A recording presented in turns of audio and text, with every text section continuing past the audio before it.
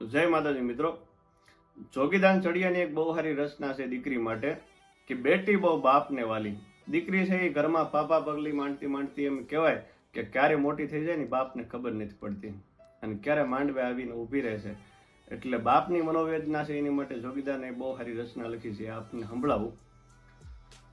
કે જી કાલે જે બોલતી કાલી આજ સમજુ થઈને હારે હાલી લાગી એને હાથમાં લાલી અન બેટી બહુ બાપ ને વાલી. કાલે સવારે એમ કહેવાય કે ઢીંગલા પોતી રમતી હોય અને ક્યારે આજ માંડવે આવીને ઊભી રહી.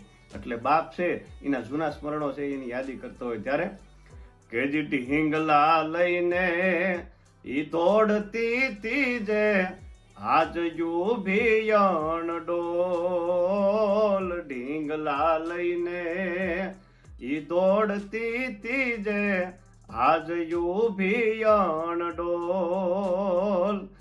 હે માંડવે આવીન મોન બની જો આ બેન દીએ નય બોલ ઠાકર નહીં વાત યા ઠાલી અન બેટી બહુ બાપ ને વાલી. અને ઘરમાં છે એ ભાઈ એને ભરે આખો દી બાજતી હોય પણ ભાઈને કોઈ કઈક કહી જાય ને તો બેન એનું સહન ન કરે.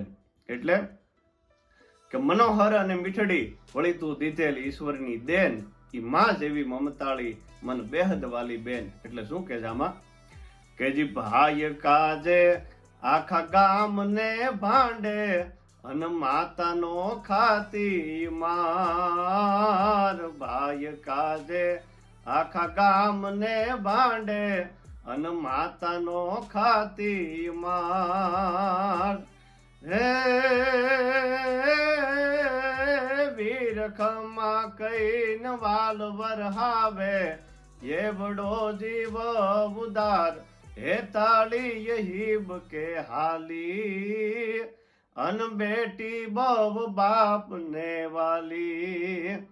અને ઘરમાં છે ઘણી વાર બા અને બાપુને ઝઘડો થયો હોય ને તો માનું પડખું છે ને દીકરી સૌથી પહેલા લે.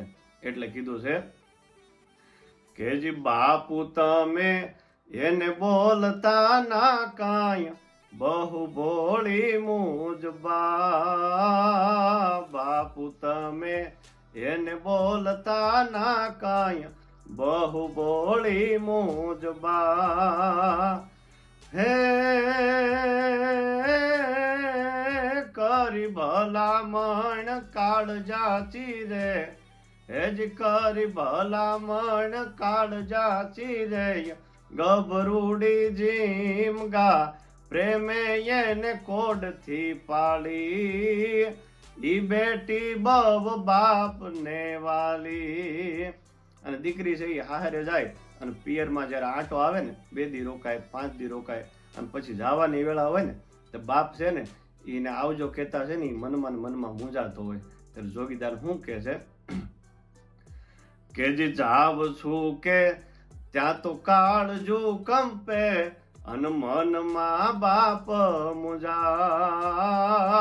જાવ છું કે ત્યાં તો કાળજુ કંપે અન મનમાં બાપ મુજાય. હે હાચો જો કે ત્યાં તો શેરડો પડતો જીવડો બારે જાય ખાવા દાય ખોરડું ખાલી અન બેટી બહુ બાપ ને વાલી. અને છેલ્લે જોગીદાર ચડિયા શું કે દીકરી નહીં આ છે દીકરો મારો અન જીવ છે જોગીદાન. દીકરી નહીં આ છે દીકરો મારો અન જીવ છે જોગીદાન. હે મમતા એની માવડી જેવી પાથરી દેતી પ્રાણ આહુડાય યાક માયાલી આજ સમજો થઈને હારે હાલી બેટી બહુ બાપ ને વાલી. જય માતાજી.